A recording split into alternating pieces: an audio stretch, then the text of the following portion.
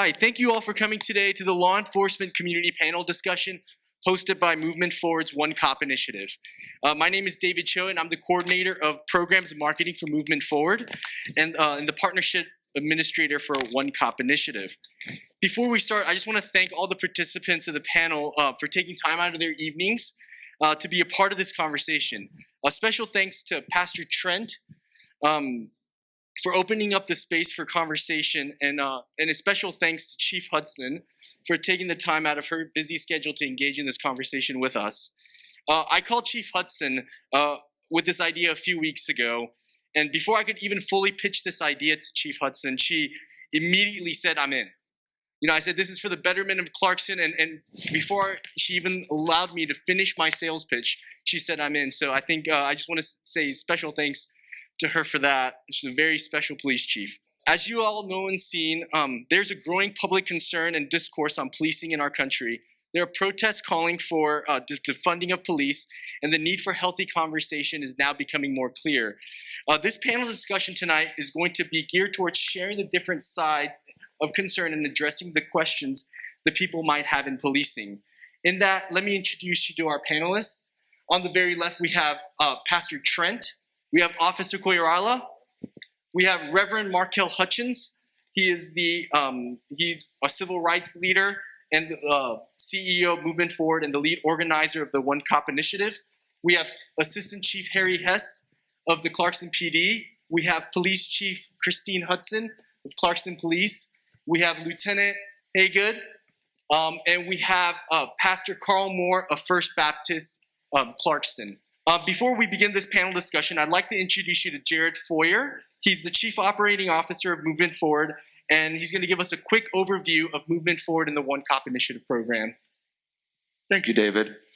So before I even begin, I just want to thank David. This was his idea. He came to me and said that he really wanted to bring together the community, law enforcement, faith institutions. This is his idea. And it really does fit with what we're trying to do with the OneCOP initiative.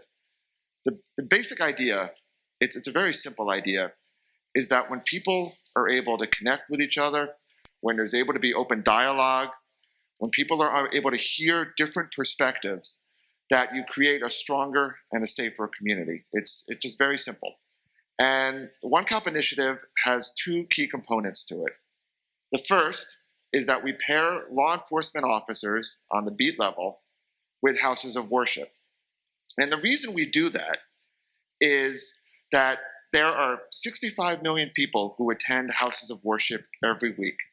They attend a diversity of faiths and a diversity of communities all across the country. And there is no better way to engage the community than through houses of worship. They just are the channel to the American public in all its diversity. And the second key element of the OneCOP initiative is that we offer programming like tonight's program, where we offer a chance for there to be forums and a chance for people to break bread together when we can do that again, and a chance for there to be dialogue and training and sensitivity trainings, and just a whole host of programming. And that's what the OneCOP initiative is about. It's about what we're doing tonight. And so with that, I also want to join David in thanking our panel for taking their time. I hope that we have a very active and candid and open discussion. We see what's happening around the country, and we see where we need to go and where we've been when it comes to policing. And we're only going to be able to build the country and the neighborhoods that we want if we're able to have this type of dialogue. So with that, I want to give the microphone back to David, and thank you again for being here tonight. Thank you, Jared. We're going to start off tonight's discussion by having Chief Hudson. She's going to share her views on the public discourse on policing right now. Chief? Thank you, David. And I want to echo what David did. I appreciate all of y'all coming here tonight so that we can have a candid conversation with our officers. But addressing current public discourse on law enforcement, 1, 2, 3 bad officers should not define law enforcement. Officers as a whole. Officers do not begin their day having or wanting to defend their duty. How many arrests can we make? Quotas, or in worse cases, scenarios of police brutality. Bankers have fraudulent tellers. Wall Street has crooked investors. One had bad investor does not destroy Wall Street. Likewise, one bad officer should not be the face of all police departments across the nation. We are public servants who have taken an oath to protect and to serve. To address public discourse, we encourage the citizens to engage in ride-along, Coffee with a Cop, and other community engagements. But due to low turnout in the past, these events have ceased. Our citizens are the equity in the department. We cannot build relationships without them. The mission of the City of Clarkston Police Department is to enforce all laws impartially while maintaining the highest degree of ethical behavior and professional conduct. Further, this agency is committed to being the integrate part of this community. Thank you, Chief Hudson. And let me say as well, again, just how thrilled we are, as the faith community to be able to sit down and speak with the Clarkson Police Department. So thank you for coming out. And me and Pastor Carl, we're going to be facilitating some questions. And these questions, let me say this before Pastor Carl leads off with the first question. These questions are coming from a heart of, we love the Clarkson Police Department. We are for the Clarkson Police Department. And I believe to the degree at which the faith community can come alongside and support, and we can work together, the better our community would be. So as we kind of go through some of these questions here, they come from a heart of support, of love. I'll let Pastor Carl ask the first question. Well, I say ditto to the same thing that Pastor Trent just shared. And Chief Hudson, thank you for the job that you're doing. I knew you before you was chief. And so we've been here quite some time working together. But I think the community have concern based on what they see nationally versus what they're experiencing personally. So some of our questions come from a national perspective and some come from a local perspective. Do people of color have a reason here in the Clarkston community to be concerned about police brutality? I'll start by answering that question. The people of color in the city of Clarkston, I don't believe you have a reason to be concerned about police brutality, simply because there's not a sense of brutality within the department. Yeah, there's not a any kind of feeling of racism within the department. The citizens of Clarkston, the Black community, they're going to get the same service that any citizen in Clarkston would get. Anybody else like to address that question as well? Okay. I would echo what Lieutenant Hagan said. I mean, we don't wake up in the morning, come into work saying that we're going to violate someone's rights. We're not waking up in the morning saying, I'm going to hit someone with my baton. The last thing we want to do as police as a whole is to get into any type of use of force encounter, especially a deadly force encounter. We just don't, police as a whole do not feel that way. That actually is a great segue then into the second question, because I think this is something that's good for the whole community to know, especially those that may be watching on social media. So what type of training have the Clarkson Police Department officers, what type of training have they received to ensure that police brutality doesn't happen here in Clarkston? So I guess I'll take that one. So it's multifaceted.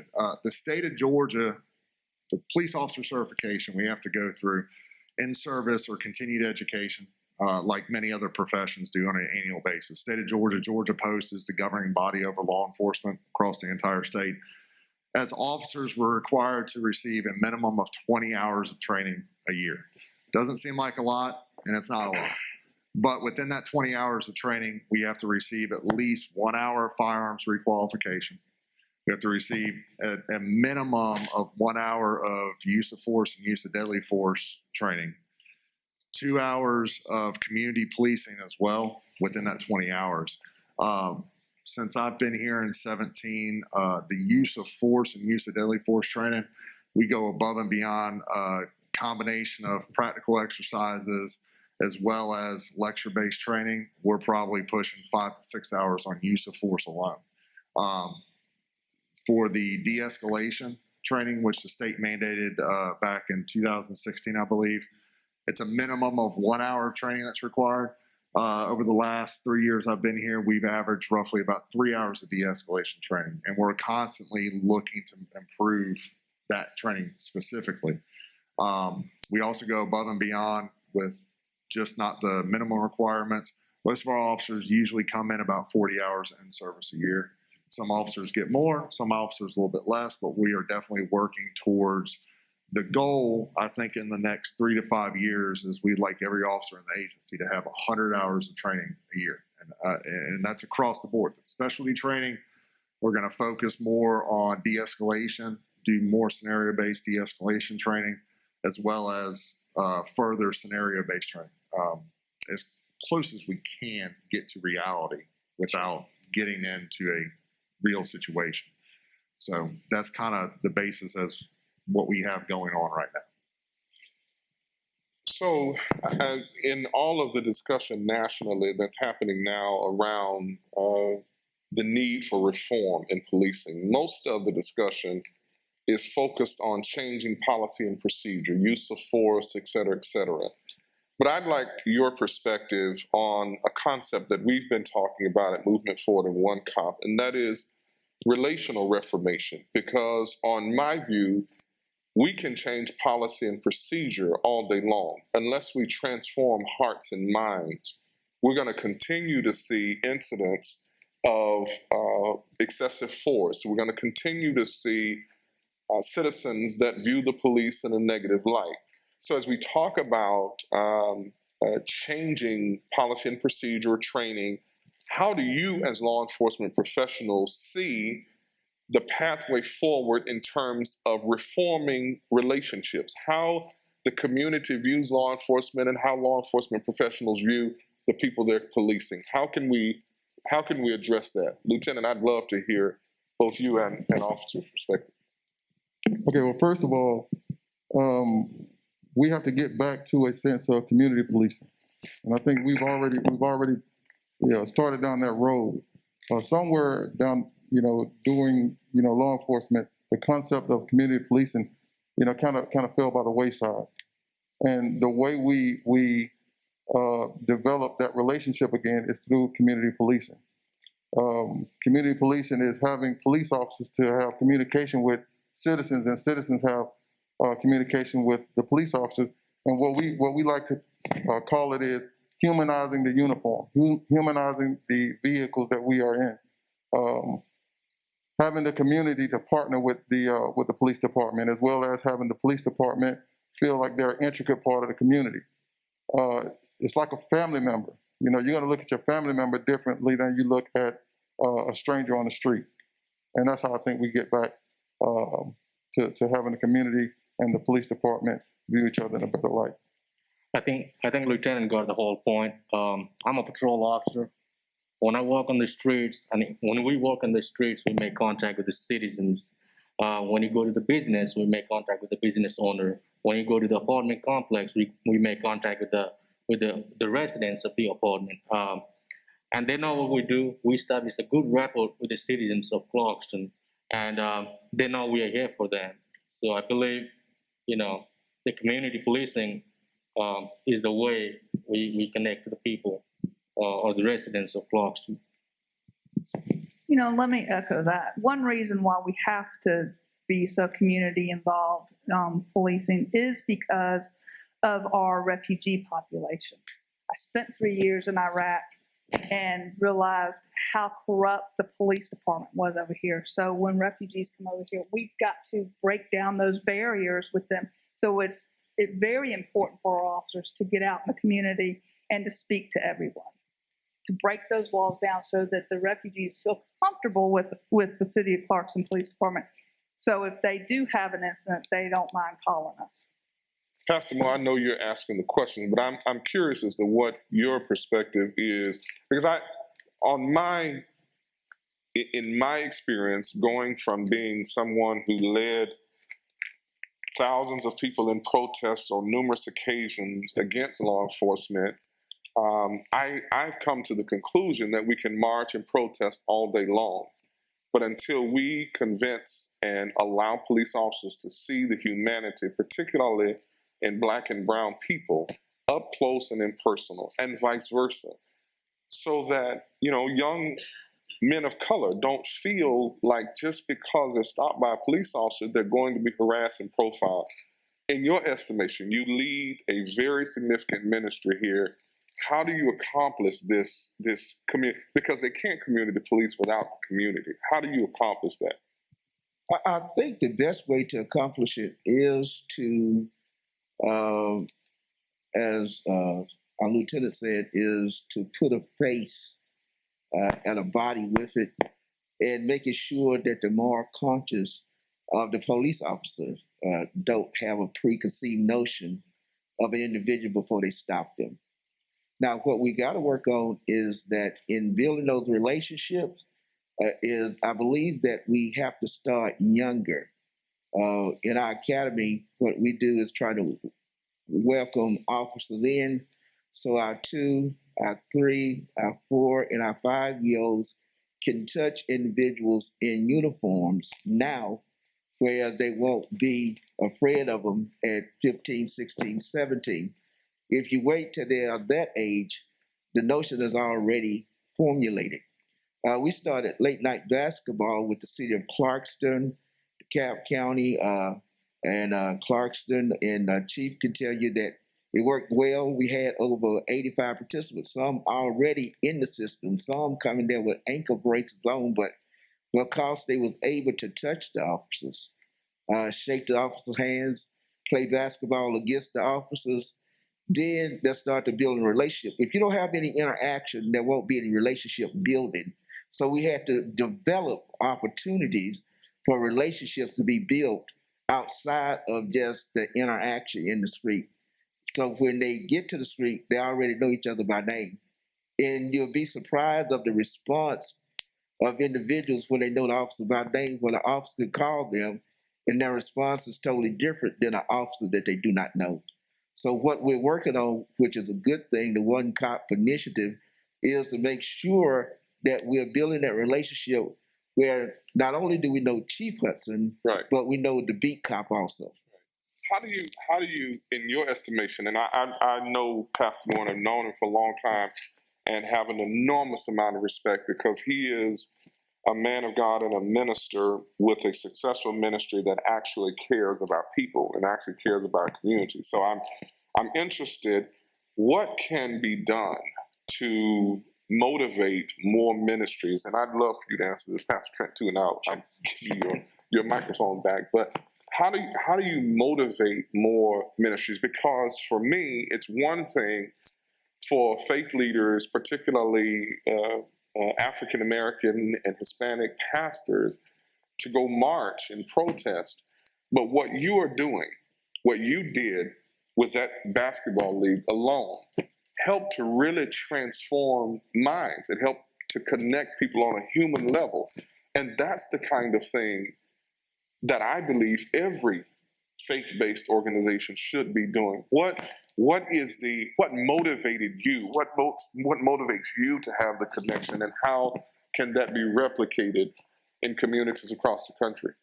Well, I think it starts with a faith-based leader calling, either going to your police department, making that connection. I have Chief Hudson's cell phone number. She has mine. And if there's an issue, we don't go through 911. We call each other and we talk about it. How that happened is that we made the connection down at the church where we have the chief of police meeting. Yeah. She called me up. She said, Pastor Moore, I have a meeting I need to conduct. Doors are open. So by being inviting, that helps. And so we just started working that way. Been working that way for almost 20 years now. But it was because we was willing to cross over that line and not base our response on the reaction of the community, but change the outlook. And so what I'm actually doing now is working with the DeKalb pastors and the new chief of police for DeKalb County also. And with the majors, and what we're working on is building almost a model like you desire, that let's get back to community police and let us start with our churches, because we see a large population at our churches, not during this season, during the coronavirus, but after this is over, let's start building it, bringing the police officers in. We are getting to know them, they're getting to know us, and building those relationships one person at a time. And that's how we did it, one person at a time.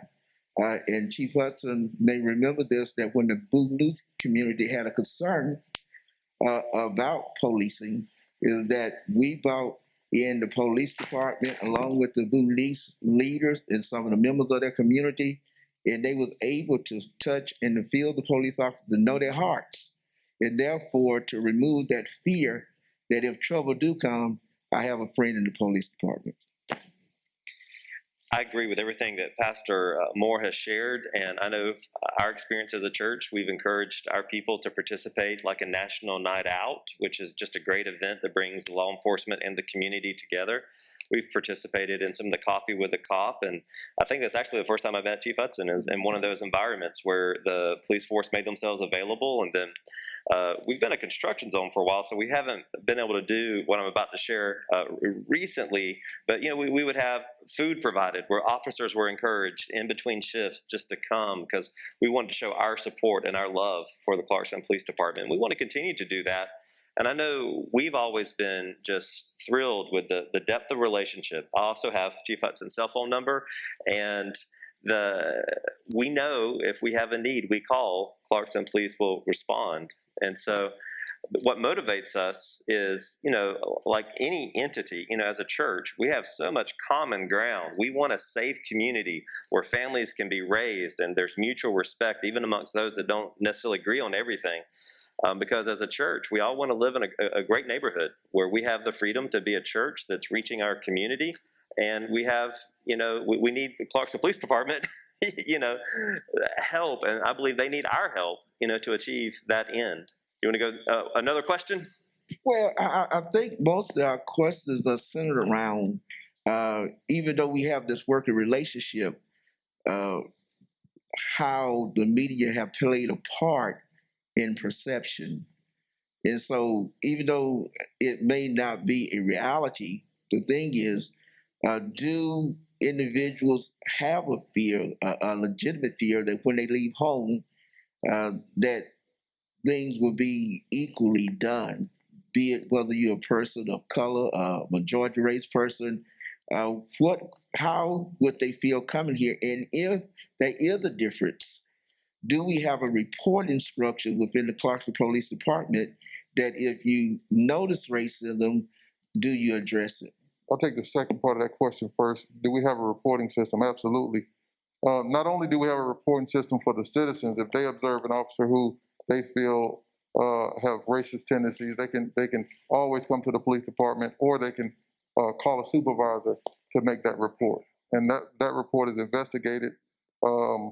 We check body cameras of the officer who is suspected of having racial tendencies, not just on that occasion, but on several occasions, just to try to see what this particular officer's tendencies are.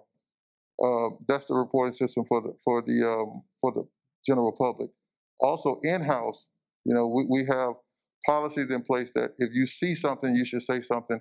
If you observe another officer who may have tendencies of being racist, there is a reporting system in-house for that as well. In terms of if citizens come to the city of Clarkston, we haven't had any issues like that in Clarkston. And I understand what the media perception of policing is, and I can't speak to every police department in the nation, but I can speak to this department. I thank you for that. Sister Chief. So just to kind of piggyback, regardless of if it's racist complaint or any complaint at all, we take all complaints very seriously, to the point where, I'm not talking about most agencies or all agencies, but some will not investigate a complaint unless you come in and put it in writing. We go as far as we would prefer that, to where we can meet with you face to face, talk to you about it. We want to go further than just reading a piece of paper. But if you're not comfortable enough doing that, You can verbalize it in person, or you can call in and file the complaint, as well as the city of Clarkson as a whole on the city of Clarkson's website has a portal where you can file complaints regardless whether it be grass is too tall over here or code enforcement problem over here or specific on an officer or what they've observed. You can do that anonymously. We're going to take everything seriously. We track and log all complaints. If it rises to just not a line level investigation, but internal affairs, we take all complaints very seriously. We do. And like Lieutenant Hagood said, we have policies in place. We follow our policies. We expect our employees to follow our policies and be unbiased at all times. Let me just add one thing to that. In addition to that, we have a system whereby the supervisors are asked generally to watch the body cams of their officers, even if there is not a complaint. Okay. We normally will, when an officer go and if they handle a call, we'll go back and watch their body cam videos just to see, not necessarily, even if it's not racist, even if it's just a matter of being discourteous to a citizen. Do we ever have situation or had situation where there was an interaction and the body cam wasn't known? Because we've seen that also from a public perspective. Okay, we have had that happen in the past, but we have a policy in place. If they violate that policy, then that officer is disciplined. Okay. For that. If they have a written, first a verbal, a written, and then suspension, and if it continues, that officer would be fired. Okay. But we've not had that problem. A lot of times, they'll jump out. Sometimes in the beginning, they just we had some issues with their watch thing. Mm-hmm. So we made sure that we got those fixed. But not only is, like Lieutenant Hagood said about our officers, our sergeants reviewing the videotape, it's also for officer safety to make sure that they're safe when they're out here on some of these calls, and it could be for a training issue. Okay. Another question, because it's been in the news a lot, especially in other communities, and it's just the topic of lethal force. Just to give you an opportunity to inform the public too, what generally speaking is the policy, when the use of lethal force is necessary? Can you just kind of speak to that a little bit? Yeah, our policy mirrors state law. State law is very clear when it comes to police officers, and then there's state law for civilians as well. But to use deadly force or lethal force, it's got to be in defense of yourself or another against serious bodily harm or death, and it has to be a forcible felony. There's no ands, ifs, or buts around it. Right. Okay. Now, what happens is it may start off as a very low-key encounter, and then it escalates very quickly. And I think we talked briefly about the media, and the media's perception has a lot to play with the country's perception on us, because the media is going to put a story out, it's what's going to sell the ratings. And, I'm not here to say, I'm not going to defend if an officer does wrong or an officer does wrong. But a lot of times, and I'm not saying even some of the current events that have happened to get us to the point where we are good, bad, or indifferent. But a lot of times media puts out the story and then the story kind of goes away. There's no follow through on what the investigation found or follow up on if the officer was found at fault or negligent or whatever. So sometimes it's a waiting game. And that's why I say, we get asked all the time, what's your opinion on this use of force? What's your opinion on this story? 99% of the time, what I tell people is I don't even have all the facts. I'm not going to misspeak, because what I know about something is just what maybe I've seen on TV or just what I've read in the newspaper. I'm not going to misspeak, because how would it look for me as a number 2 for an agency, or even take it down to a line level officer? I think it's good, and then later you got to recant that because more information came out that made it look bad, or vice versa.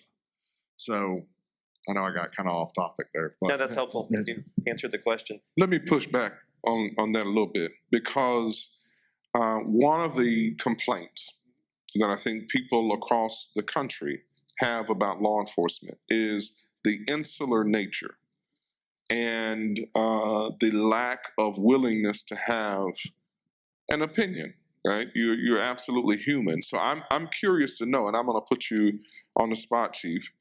What did you think when you saw the footage of George Floyd's death in Minneapolis? Not as an assistant chief, but just as a sworn law enforcement professional watching what you watch. I'm just curious, what was your... So it ran in phases. I mean, on appearance alone, I sat back and said, here we go. It is what it is. I'm human too. It does not look good at all. And I know that the problem is with any use of force. A use of force, whether it be less lethal, whether it be lethal, whether it just be a pressure point, force is not meant to be pretty. Okay? Going back to George Floyd, as more of the story come out, I'm trying to be unbiased, and on face value at first, I said, here we go. I don't know enough. I'm not passing judgment. Let's go. As more of the information came out, then you get the time frame. I'll be the first one to sit up here and tell you, based on the information I know, it's not good. But that's one bad apple. In no way, shape, or form, and this is my opinion, I'm not supporting the officers involved in George Floyd's death in any way, shape, or form. On all levels, the duty to intervene, duty to stop it, the duty of the officer not to be even in that position, and it goes back to training. I mean, I don't know. I went through the academy 15 years ago. We have a gamut of experience up here from 15, pushing 20, 20 plus, 3 years, 3.5 years for Officer Crow. And I made sure, because I'm tied in with a lot of academies throughout the state, to reiterate, is this any part of training in the state of Georgia? Now, every state's different, and I was reassured that it's not a new part of training. It's positional asphyxiation 101. You lay someone down on their sternum, just the body weight alone can suffocate you. You add another human being's body weight on top of that. I just hold the view, Pastor Trent, that until and unless and until more law enforcement professionals are willing to say, after the facts have been gathered, one of the things I've been most impressed about across the country is that you've had law enforcement professionals from large city chiefs to small town chiefs and sheriffs to Department of Justice officials and the president of the largest police fraternal organization in the country all came out and said what happened to George Floyd was wrong. And if it had not been for that kind of aggressive response, I think we would have seen an even worse erosion of public confidence in law enforcement. So I think until and unless law enforcement professionals are willing to say, you know what, based upon what I've learned about this situation or that situation, that was not right. Because what so many people across communities believe is that there's this blue wall of silence that is impenetratable. What do you think, officer?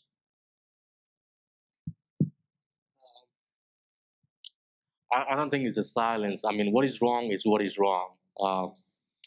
Based on the video that we saw, I mean, we don't have the whole evidence. I mean, I don't know what happened. I can't speak from the side of the officer, but based on the video I saw, I believe every reasonable person or every reasonable citizen would say that was wrong. That's what I want to say. It's good for us to hear that. Chief Hudson, you're about to say something? No, I agree. It made me sick to my stomach. It did. I mean, that was horrific. And we knew, just like Assistant Chief has said, here we go, because you knew what the outfall was going to be. And it's terrible because that's one bad officer. Have there been some other cases? Yeah, there has. But it does need to stop. And that's why we are very cautious about who we hire here in the city of Clarkston. We really, we vet an officer. We have them do ride-alongs with it's a two-way street. So I'm not going to come out here. I'm just going to say it. I'm not going to hire Billy Badass to police in the city of Clarkston. I will not do it. They have to be community oriented. we need the right fit for City of Clarkston due to our size and our diversity here. And I'll piggyback on that. Doing background investigations and recruitment since day one, since I've been here up until I was promoted in September of last year. Our department has generally always, we've never been to full staff. I tell you about, we were full staff for 2 weeks back in 18. For 2 weeks. We're down 3 officers right now. It would be very easy for us to say, we could have been full staff the entire time we're here. But coming in, sitting down and talking to Chief Hudson, knowing what the needs, what the requirements are for the city, are we going to hire an officer that has had 5 DUI arrests and 6 years as a police officer and still maintains his certification? No. When we do the background investigations, we look into, you have to be specific on what you're looking at other agencies. I know what to ask for, but when I start getting files that are of an officer that's been on the force for 3 years and they have a file this thick of uses of force, policy violations, pursuit violations, whatever it may be, that's not a fit. And we search social media, we search Google. That's the first thing I do with an applicant is Google their name and Google the cities they've lived in. And it's amazing what they don't report, but a simple Google search is like, oh yeah, this officer was fired because he pulled up to the one mega church in their jurisdiction, got on his PA, yelled at the pastor because he was sitting at a stop sign too long. Knowing that we have so many churches here, let alone that's wrong on face value alone, are we going to look at that person any further? No. We'd rather be short, and this is something that Chief Hudson said, and I think all of us reiterate. I'd rather work extra shifts and be short than hire the wrong fit and have lawsuits and complaints and internal affair investigations, so on and so forth. So I'll say to that, thank you, because again, that helps keep us safe. So thank you. One thing I try to look at is that it evaluated and being honest to the evaluation process of us here in Clarkston, and the officers on the street having sort of great latitude on whether a person get a warning or ticket. Just from an outside view, look like people of color are ticket more so than people that are not of color. Have you all noticed that trend, or have you ever evaluated that trend? I mean, I work in patrol for almost 3 years now. I work in the streets. I do a lot of traffic stops, but I never did. I never gave a warning or ticket based on the ethnic differences. We never do that in the city of Clarkston. What basis do you determine whether to get a warning or a ticket? I'm sorry, can you repeat What is that? the basis for whether they get a ticket or a warning? If there's a violation, there's a violation. They're gonna get a ticket. But sometimes it's based on the discretion of the officer. You know, let's say vehicle just did not stop at the stop sign. I pull off the vehicle and ask for the reason. Let's say he has some kind of emergency going on, or maybe he's going to the hospital. His mom was sick. Then maybe I'll just let him go on a warning. That's pretty much. Okay. Yeah, I mean, we don't see, first of all, I think that there is an idea that we pick and choose who, first of all, we would stop. And there's a lot of times, citizens don't realize we have no idea who we're stopping, the nationality of who we're stopping. What we identify initially is a violation. And, like Officer Corrala said, a lot of times, whether you get a warning or not may be based on the egregiousness of the traffic violation. I can't think of a time when it's been based on any particular race, whether somebody get a warning or not. Like you said, it's just going to depend on the violation. Expired tag for a week, yeah, you might get a warning for that. Expired tag for 3 months, yeah, you're going to get a ticket for that. So it has very little to do or nothing to do with the race of the person, more so the egregiousness of the violation. Okay. And the only reason I asked the question is that on a given Tuesday, when they have court, and I drive by and see a line, the line is not diverse. And that's what I asked the question. It isn't Lieutenant, and I agree, and this has been an observation that I've had, not of the city of Clarkston, but of DeKalb County in general. What do you think the impact is of some of the attitude and disposition of the persons that are being stopped? So if you find, you all are human, I assume, and if somebody has a nasty attitude towards you, I would find it difficult to believe that that doesn't play a role in how, and the challenge is, to speak even further to Pastor Moore's question, the challenge is, how do we deal with the impacts of all of the negativity that's being thrown and the way in which those are thrown at law enforcement by media, and it creates this dynamic where, there are young kids in communities of color whose parents say to them, if you don't do X, Y, and Z, I'm gonna call the police on you. So it inbreds and breeds in them a natural dislike for police officers. So when they get to be 16 and 18 and they're stopped by a police officer, they're immediately going to have a nasty attitude towards a police officer, which then translates into, okay, you're Billy Badbutt. I can't say what Chief said. And so therefore, instead of giving you a warning, I'm going to give you a ticket. So how do we address that? And there's socioeconomic considerations. If you don't have, most people that have an expired tag or don't have insurance don't have the money to do so.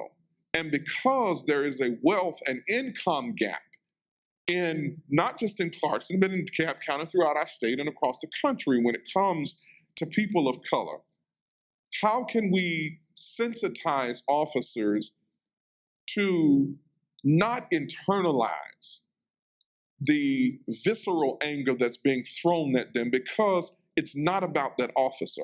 In fact, in most instances, it's not even about your profession. It's about how these particularly young people of color are indoctrinated with dislike and disdain for law enforcement. I just asked you to solve all the world's problems. You write a book to where you can sell it to. Generally, we have to remain professional. That's the first thing. And if you remain professional, you take the I out of any traffic stop. It's not, it's not my traffic stop. This is our traffic stop. So if you're a consummate professional, then you're going to overlook somebody, maybe giving you a dirty look or maybe being a little resistant to you because you're a consummate professional. And the way we achieve that with our officers is good leadership. We talk several times a day about great leadership in the department. Starting off with our supervisors, the line level supervisors. We have to ensure that the officers take the I out of traffic stop. Not just traffic stop, but any encounter with a citizen who might be a little abrasive. You take the I out of it because, personally, if you launch an attack on me personally because you're venting, you can vent. It's okay. I'm not gonna take it personal because it's not an I in this contact. And I think that's how we begin to address it. But on the other side of that, sir, we also have to, look at the general public, that 16 and that 17-year-old, and there's a certain behavior that they should have, not just with police officers, but in general with everybody. When they're in your presence, there's a way that they should behave. And I think that we have to, in addition to what the police need to do, we also need to educate the public about what they should do during a traffic stop or an encounter with a police officer as well. Just as an aside, Chief Hudson, we're working with Noble actually on a project to produce a traffic stop video, because I can't agree with you more. And I think that an encounter, every driver's education course in the country should have some curriculum and instruction for young people on what to do when you encounter a traffic stop. Because just so few of our young people, like many of these young people in the room, have never had any kind of instruction. They have no idea what a law enforcement professional sees. Most of us don't know exactly what should be done. and how to do it in order to keep ourselves safe as well as keeping you safe. So let me just I'm going to skip down a few questions here and kind of get back to a more big picture general. But just generally speaking, what are some of the most difficult challenges that the Clarkston Police Department faces here in this community? And the reason why I'm asking the question is, as we listen to your response, I hope everyone here will be processing, all right, so what could we do to help make that better? So what are some of the most difficult challenges that the Clarkston Police Department faces? I think the most difficult challenges that the police also faced here in the city of Clarkston is the language and the culture. We have a diverse community. I mean, people from different countries.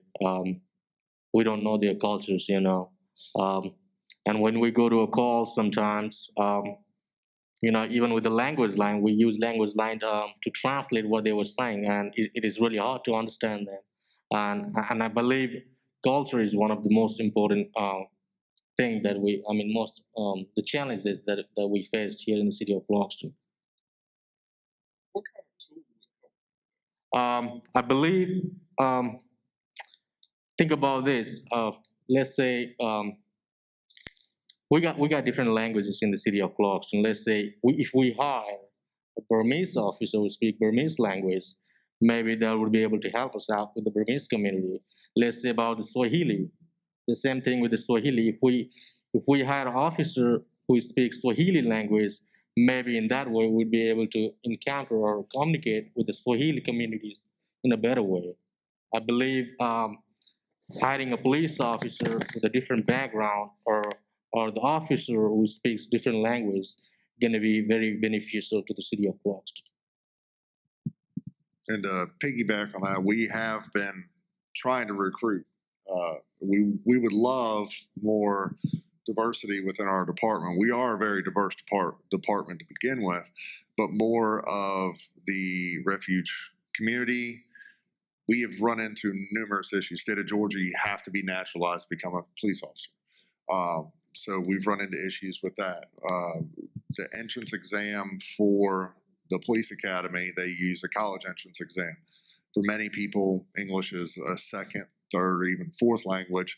And you're going in taking the compass test, and there's that curve. It's not that they can't sit down and do it, but it's the translation from what they're used to, and for specifically the college testing is the hardest thing. And we've had probably 7 or 8 different applicants. We've had 2 or 3 that weren't naturalized. Obviously, that stops it right there.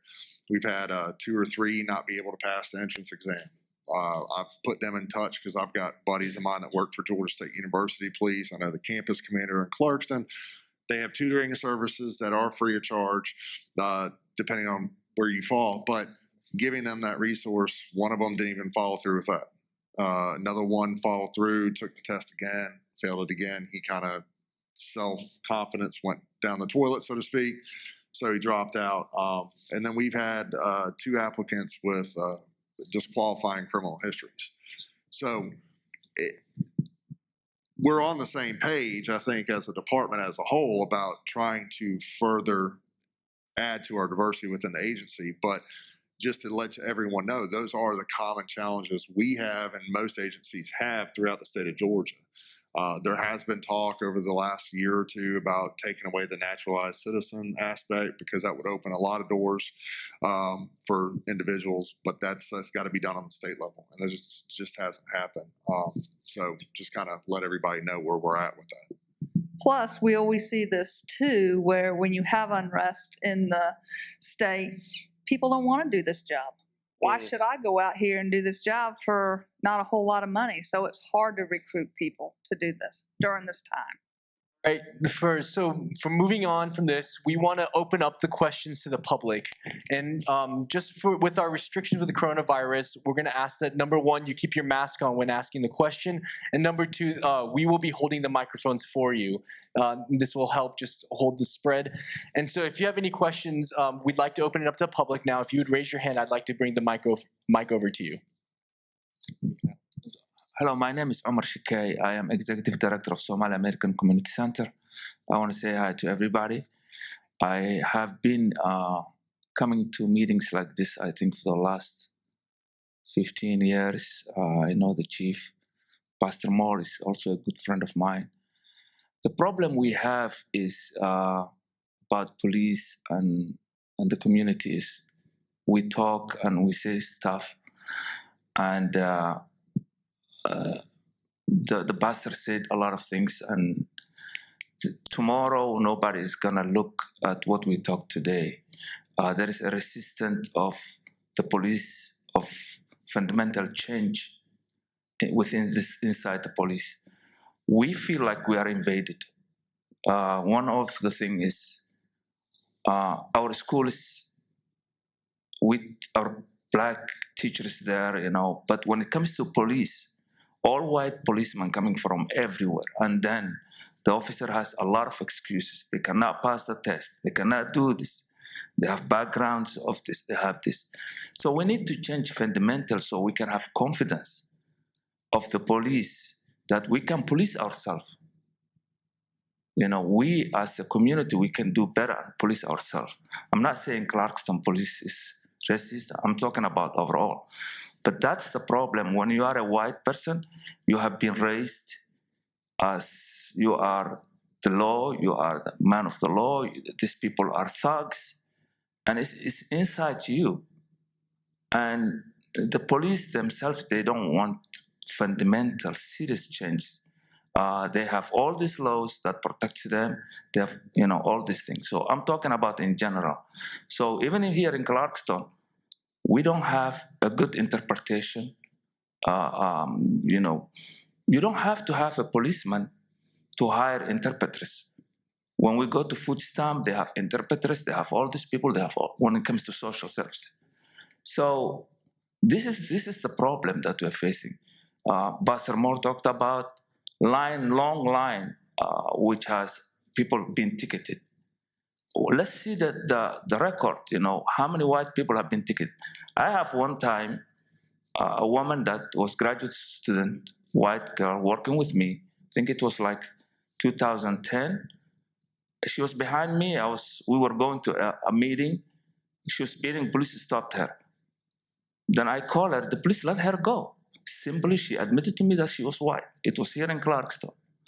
So we can change many things from the heart of the police, but that's reality. When we talk, nobody takes serious what we are complaining about it. And that's what we're gonna get to a point where people will die. So I just wanna say that. So real quick, before we move on, if you don't mind, we do track, when it comes to citations, we do track numbers. We break them down. One of our measuring points is based on the community demographics and based on the percentage of the demographic breakdown with citations. That's a key area. We do track them. I'm actually trying to get the stats pulled back up, but we do track the breakdown by race, gender, adults, juveniles. We do monitor that. I actually am the one that get that. We do it on a monthly basis from our provider, which is Brazos, which is our e-ticket software. They provide me that report, I put it in. And based on a city council person's suggestion, I even went back as far as us starting it in 2016. I believe we started using that system. So I've got those numbers, and we're not hiding any numbers. But just to let everybody know, when we're looking at the numbers, we look at the demographics also of where we police to. Not justifying one thing or another, but we can also break it down further if we have a complaint or if we have an inclination that an officer is targeting or being biased. I can run reports based on that for an individual officer. And we don't put up with that. I'll tell you that much right now. We never have, we never will. And coming from me, a lot of people don't know me, but I come from a very big traffic background. I was, early in my career, what they used to call a traffic Nazi. I would write my own mama a ticket. I didn't care. If I stopped you, you're getting a ticket. But one thing that Lieutenant Haygood and Chief Hudson and I talk about is in our careers, you have a chance in your career. You always have this moment to reflect back. And I had that moment, luckily, early on in my career. And I realized that I'd put myself in more dangerous situations based on me being a robot. And I changed that very quickly. And that's knowing what I've been through. That's something I personally watch out for within the agency. But to kind of piggyback off that too, stacking tickets. We can read a report. That used to be a common thing. If you're aggressive with the officer starts getting the tread measurement out. That's not done here in any way, shape, or form. If you get a citation, you get a citation for the offense. They're not looking for extra stuff or anything. They may go past the stop with the investigation, but to start measuring tire tread, turn on your left blinker, turn on your right blinker, we don't do that. We don't do that just to generate. And just to let everybody know, our ticket revenue, our ticket citation numbers over the last 5 years have been at a steady decline. It's proven. I can get you the numbers. I can show it to you to the point where we've had to reallocate our budget because of fines not coming into the city. Take away COVID-19, we're averaging probably a 20% decline over the last 5 years, every year in citations. So if that doesn't say something, it's not us not being proactive.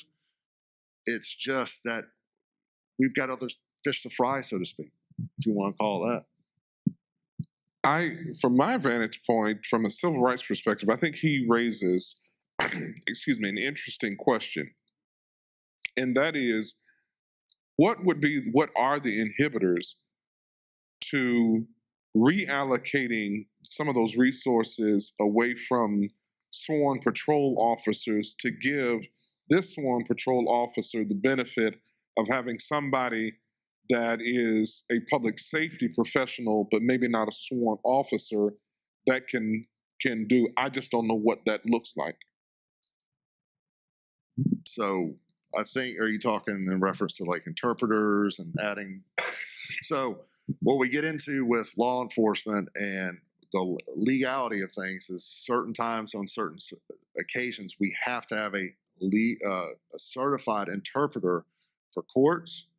And we always want to have that unbiased, because what we have seen is if we rely on a family member, some things may be lost in interpretation, or some things may not be truly translated to us in fear of that hurting or benefiting one party over the other. So we do try to go to the unbiased opinion. We do know there are local services that do provide us interpreter services. The issue is the timeliness of it. Take, for example, a traffic stop. We cannot legally extend the traffic stop past the traffic stop to wait on somebody. We're illegally detaining you at that point. So if we have a phone, which we issue all of our officers on patrol, they sign out a phone every day. That's city property. That way they don't have to worry about handing their personal phones off or anything like that. That's why we have that telelanguage through DeKalb County. It's the same service that DeKalb County PD Emergency Services use. But it's timeliness, it's the legality of it sometimes. But obviously, if we can't have a person there, we want a person there. We have another question here. Hi, my name is Hanan. I'm a resident of Clarkston. I also work with Omar in the Somali American Community Center, and I am a mental health advocate at Positive Growth. And my question relates to the mental health side and policing. So as you all are familiar with, we have a big case of mental health patients or individuals in the Clarkston area that we serve. And coming from an immigrant family as well, my family comes from Somalia, so there's a lot of PTSD and trauma related to that as well. And also, like Chief Hudson, like you mentioned, you were in Iraq, and you see how the police is done in third world countries. Yes, ma'am. People see it as a threat. We fear the police. I grew up fearing the police. I never knew before coming to school here that I can socialize with the police officer and that it was okay. We see you guys in uniforms. We see the weapons. In our countries, whenever that happens, It's about to go down. So how do you guys deal with that when you pull over a person who has severe anxiety of the police, or let's say they come out the car because from a family experience, my dad had a run-in with Clarkston police. My dad speaks maybe 20% English. He got pulled over, did not know that he's not allowed to get out the car. He got out the car trying to ask, oh, what's going on? Guns were drawn on him.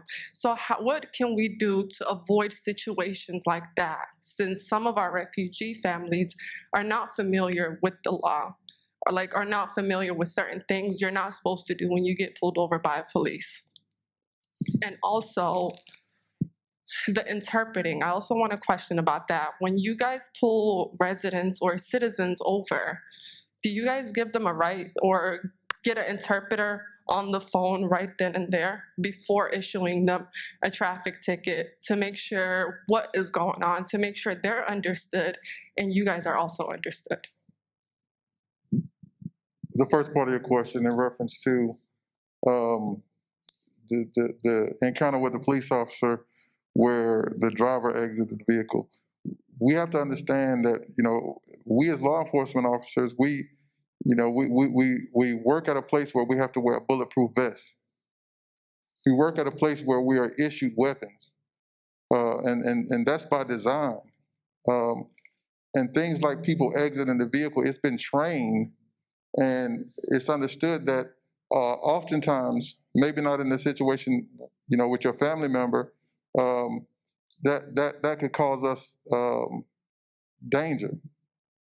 So, the drawing of a weapon because somebody's exiting a vehicle, you have to understand that to a police officer, that looks very different. And I'm gonna address that part of it. Going back to what I said with the community policing, the citizens in Clarkson, we have a very open door policy. At any time, anybody can come and ask, okay, just going back to what we were talking about earlier about what should you do on a traffic stop. The community can come to the police department and we can have this discussion. We don't have to have a big forum and have, 100 people, but individually, you can come and ask me personally, what should I do in this particular incident? If I have an incident at my home, what should I do? And we can have a discussion about it, but we have to get it out within the whole community. But individually, you can come and ask me a question, and I'll tell you what your response should be to an officer pulling you over. I can speak personally and say I've had people to step out of the vehicle. Every officer response is not going to be the same, but I can tell you I was well aware that this person was stepping out of the vehicle because to me it was dangerous for me at that time. And in terms of the language line, if we encounter a driver or even a citizen on a domestic call and we realize we cannot communicate with this person, absolutely. I think 100% of the time our officers are going to contact the language line to help assist with that call or that traffic stop. To add something on this, and some people may or may not agree with me on this, but when was the last time we had a meeting like this prior to this? And it takes civil unrest, it takes critical incidents to draw us in as a community. It shouldn't be these incidents year in and year out that just start the dialogue and to kind of mention what this gentleman just said, and then it falls off. We've talked to David, the OneCOP initiative. We're trying to get things up and running with it. And what I would like to say, and what I'll even suggest to you specifically within your community, is I know we're always there if you guys want to come talk to us, but I also understand because of backgrounds and cultures, coming to the police department is not comfortable, number one. Interacting with the police officer is not comfortable, number two. And I do recognize that.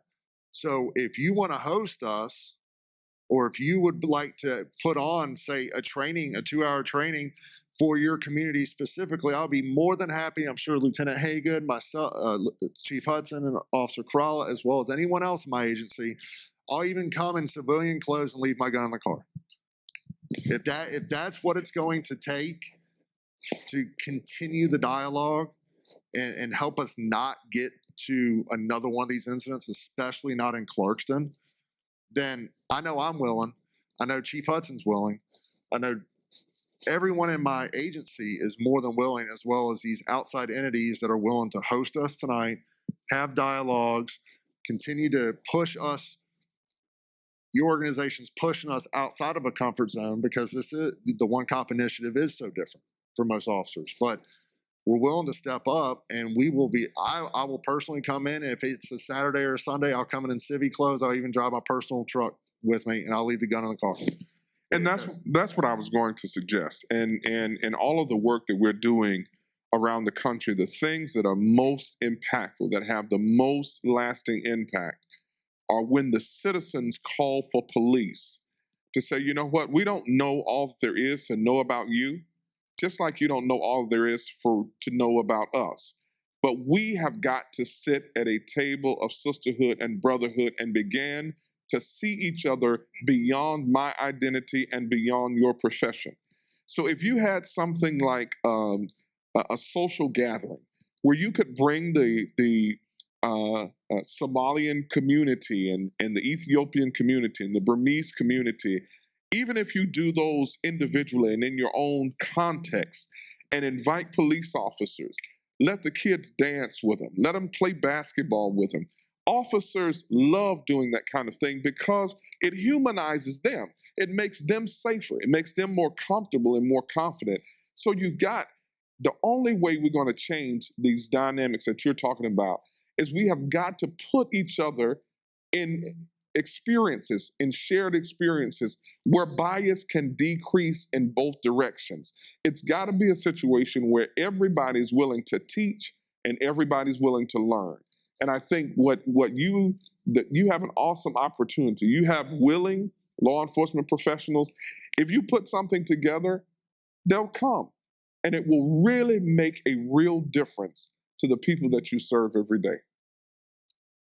Thank you, Markel, for that. Also, a couple years ago, we used to meet quarterly, and Omar, I think you were one of the leaders that would come to the courtroom. I know it was in the courtroom at the police department, and we had quarterly meetings with all the leaders of the different communities. But that's not what we're talking now. What we're talking now is the police is resisting a fundamental change that not only the Somali community, the African American community, we are demanding police brutality to go down. We are demanding that we build trust. We are demanding that the police reflect us. So that's the only way we can get out. Not meeting, not this, not this. The police force has to lead a change. Unless the police force wants to understand that there is a problem and we need to change. And the change is how the community reflects from the police themselves. Unless we get into that, we can have million meetings. We can have this. We be looked at criminals. The police will look at us, like poor people who don't pay their ticket, and all of this. So we gotta get into a way that citizens are not looked all the time as criminals, and we should not afraid of the police. And to do that, there's a mistrust, serious mistrust. The only way, I believe, I've been working with community for a long time, the only way we can get out here is let the community and the police reflect themselves. I mean, we have teachers, African American, no white teachers come from Buneta somewhere else. But we see police coming to our community all the time. And white people have been raised, this is serious, that they are the law. There's been, this country went through slavery and racism and the systematic, issue we have. So every policeman thinks, especially white policeman thinks that. Let me stop you because when you make a statement like what anybody thinks about anything, what that does is it undermines your underlying premise because you are generalizing them just as you are suggesting that they're generalizing you. So when you that there need to be a change. That's my point. And if I say everybody know, but time after time, the police decide don't want any change. That's my point. Period. No matter what we bring, they just don't want to make any change. Well, I will say quick, like, too, that's one of the reasons why I'm glad that we are going to conclude this panel discussion with everyone's thoughts about the future and how we can all seek reconciliation and all seek a better future. And I think the thoughts that will be shared during that time will address that very thing of how the future can be good and different. Yes, sir. We have a question here. Yes.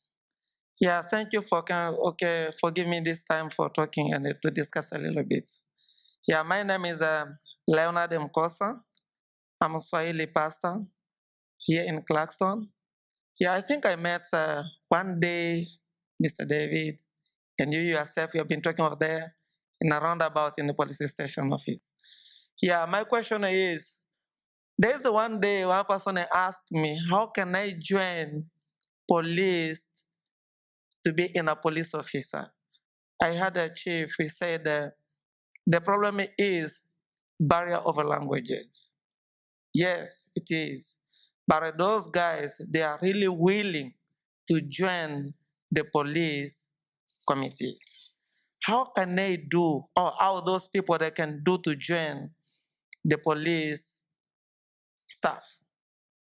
It's because of the barrier of languages, that's why they don't like. I asked one officer, he said, no, you need to be what? You need to be a citizen. Is it a problem? If I want to be a police officer, the barrier can be the citizenship, or the barrier can be because I don't know the language, or the barrier can be I'm not the age to reach on that to be a police officer. That's all my question. So to address some of that, the minimum requirements for our agency, let me start with the state of Georgia. State of Georgia, you have to be a naturalized citizen. You have to be able to pass the entrance exam, which is basically a college placement exam. It's SAT, ACT if you were prior to a certain year. Current, more recent ones, Compass, trying to think, AccuPlacer is one of them. You have the minimum age in the state of Georgia to be a certified peace officer is 18 years old. The issue is when you're 18 years old, you can't legally possess a handgun. You can legally possess a rifle, but we don't issue out rifles to everybody. We issue out handguns as a sidearm. So most agencies do shy away because there's some liability with that aspect, as well as life experiences at 18 years old. I'm not saying an 18-year-old cannot be a police officer, but you're entrusting that individual to be fair, unbiased, understand a lot of law, understand a lot of constitution, and be able to relate with someone. We actually hired an individual back in 17 or 18. He ended up resigning, and his reason for resigning was, I don't have enough life experiences to relate to someone on a domestic violence call. I don't have enough life experiences to understand what it's like to be chased by someone with a gun. And he resigned, and I followed up with him. He's working private security to try to get some more experiences. But those are the minimum qualifications for the state. Clarkston mirrors that, but our minimum age is 21. Okay, but there's a lot of things that you can do. If you're 18 and already, you know you want to be law enforcement, you can go to college. If you're just get into college and take one of those tests, that test is good for a lifetime. That test score is good. You can, for the test prep, they offer a lot of preparations. I know that may be an issue I think you addressed was the college prep, but you can prep for those tests to help you get past that hurdle. So, I mean, if you want to do it, there's plenty of outlooks, plenty of ways to do it. And I'd say the first step is reach out to us. I don't know how many times I've had people reach out. I sent them the minimum requirements from the state. I sent them links to Georgia Post, which on the face page, you don't even have to have a login. You can go in and see how to do the testing centers throughout the state. I'm more than willing to help. I think everybody is.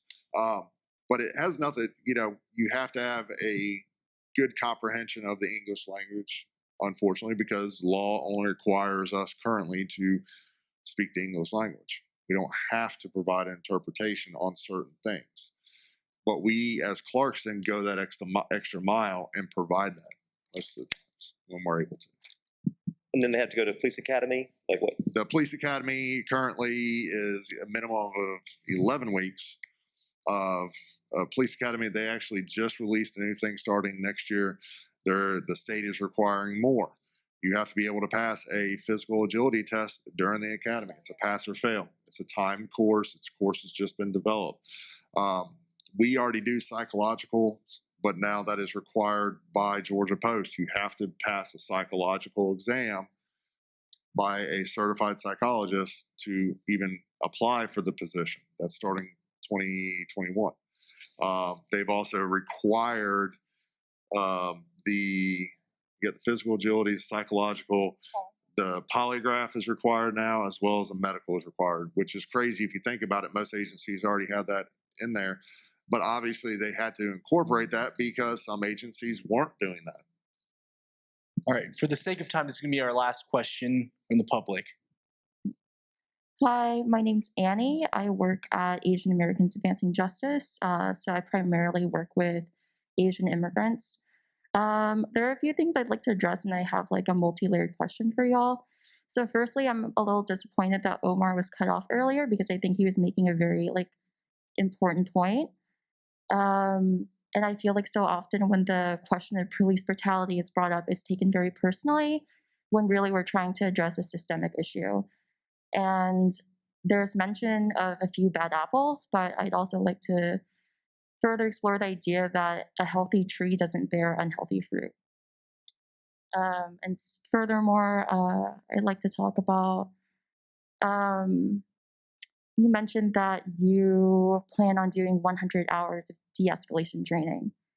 So firstly, have you made any effort to talk to the community about what they want?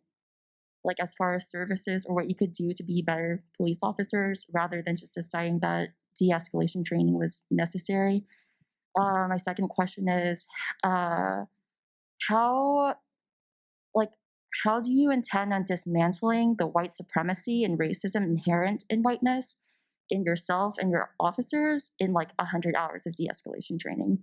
Because I'd like to remind y'all that the police officer that killed Rashard Brooks last month or a month and a half ago had a de-escalation training 4 months prior to murdering Rashard. So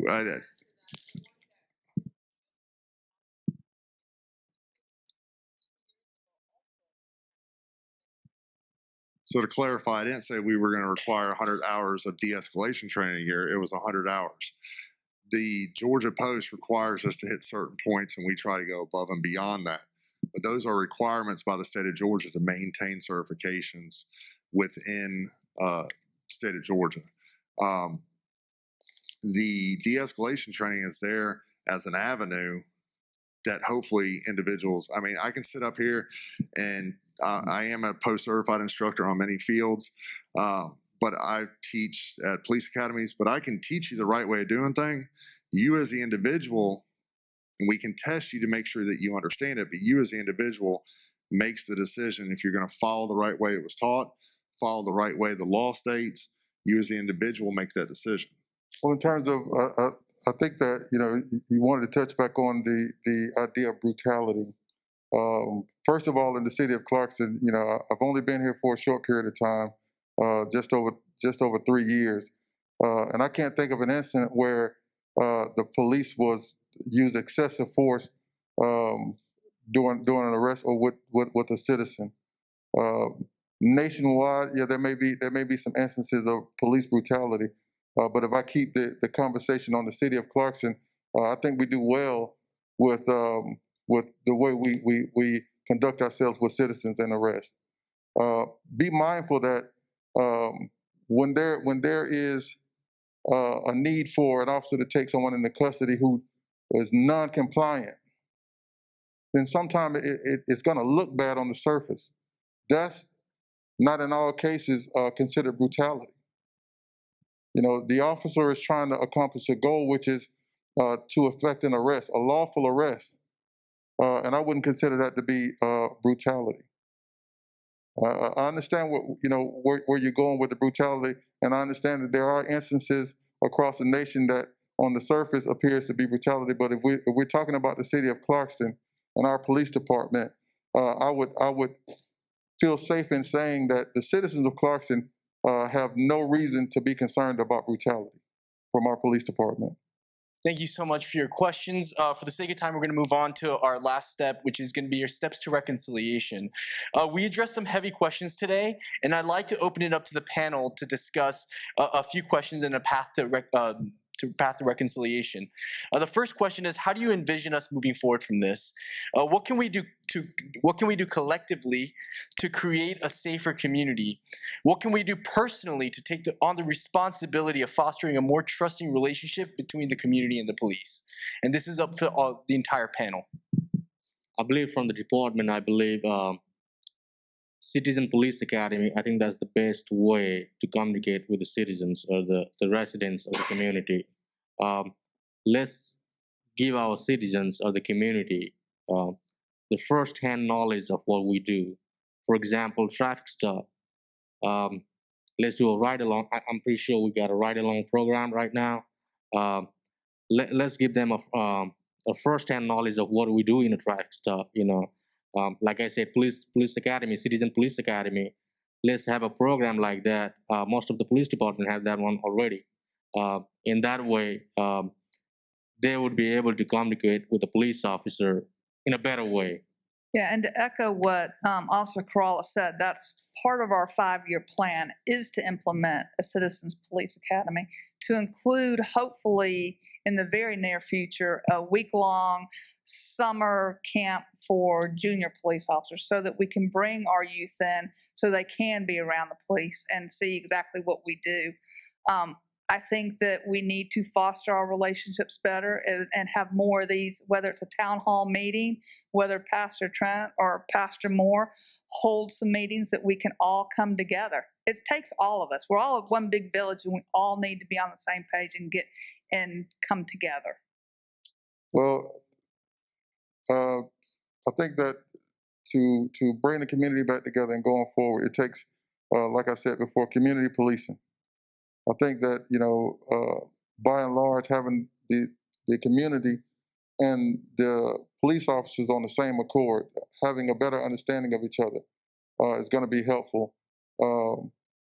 Education. I mean, not just, police education and, police reform, but we have to have the citizens, again, to understand, how they should conduct themselves when encountered by the police.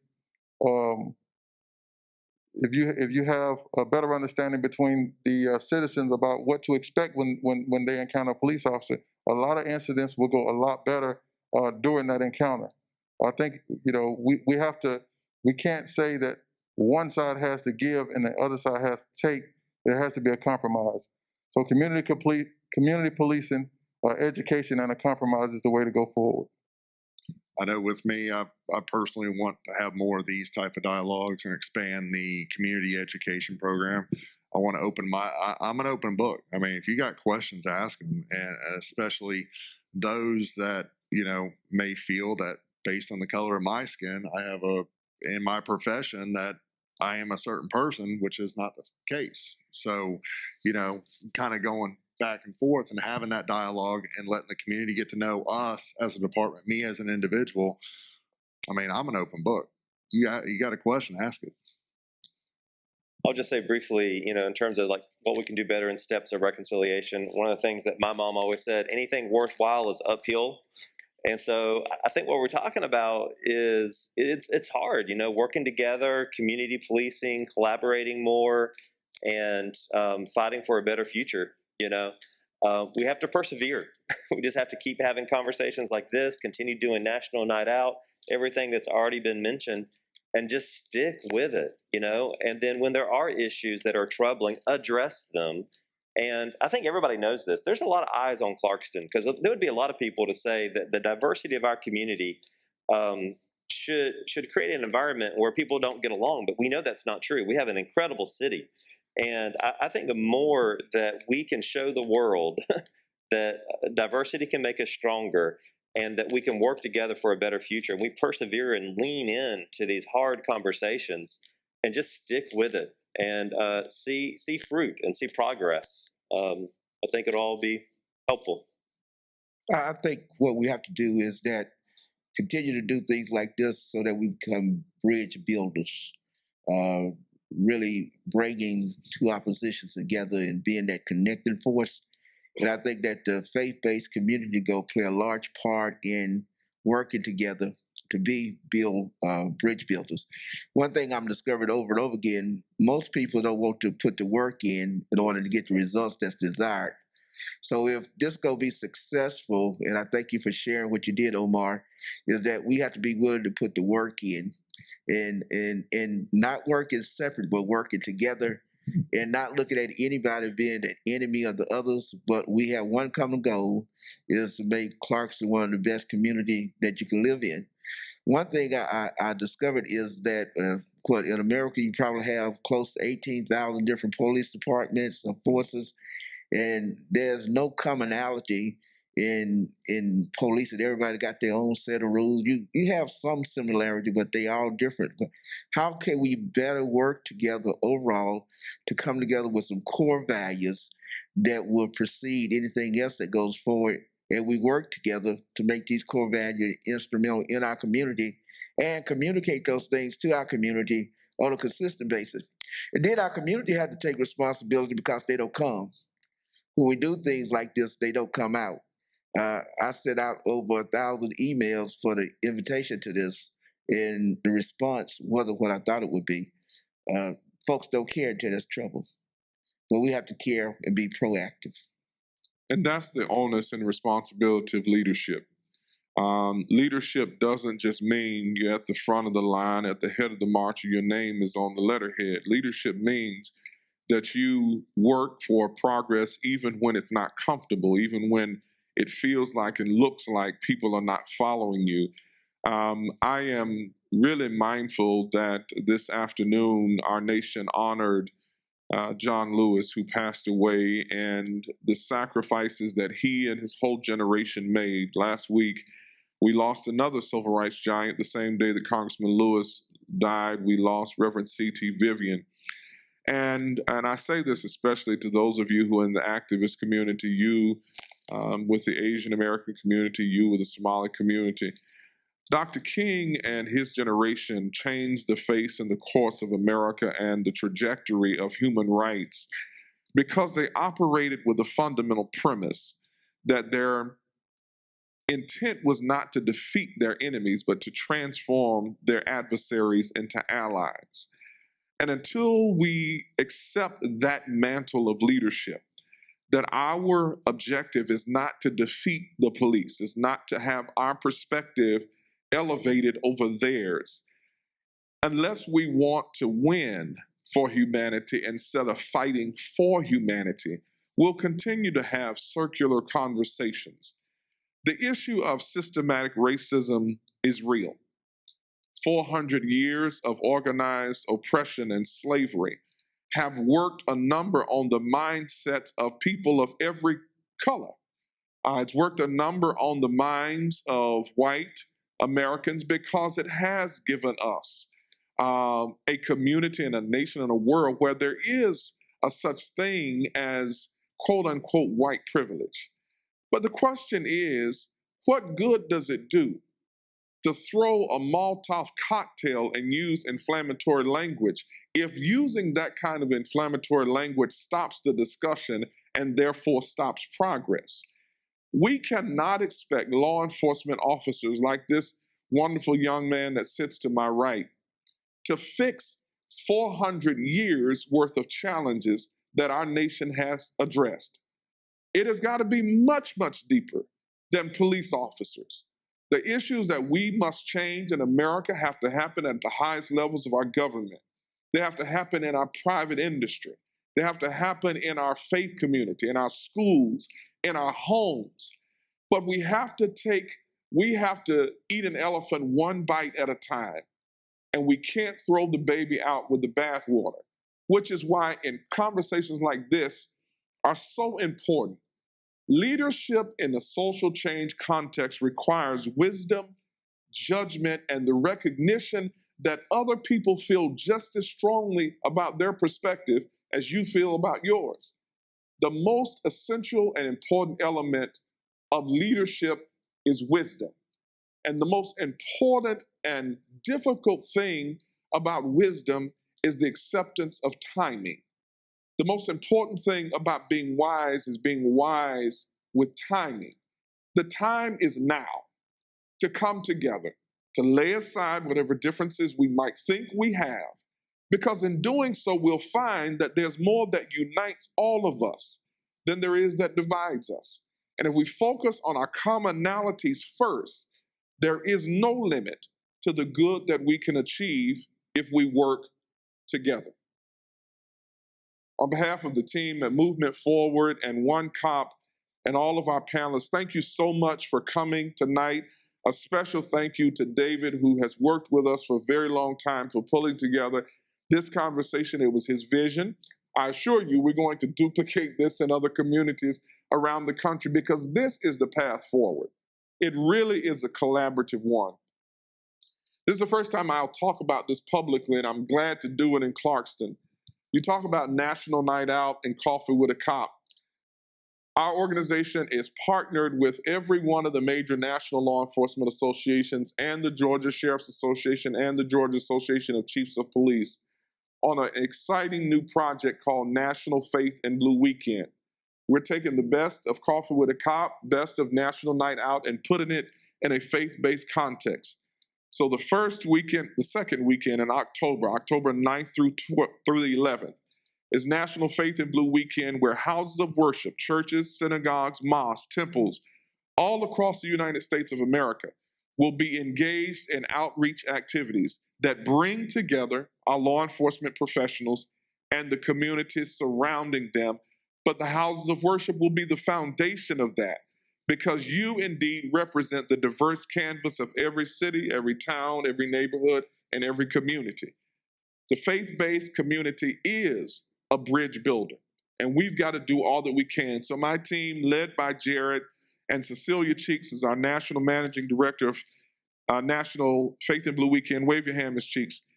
We're working with the Office of Community-Oriented Policing at the U.S. Department of Justice and literally all of the national law enforcement groups to pull this wonderful activity together. And I hope that the city of Clarkston, I know you will be involved and be engaged. It's a wonderful opportunity. We've developed a whole bunch of marketing material and resources to help congregations and law enforcement agencies plan these activities, everything from a picnic to a dance contest to a chess engagement, all those kinds of things, because that is what's going to change the trajectory of police community engagement in America.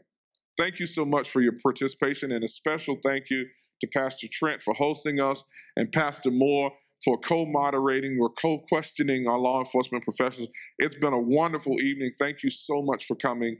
God bless all of you, and have a good night.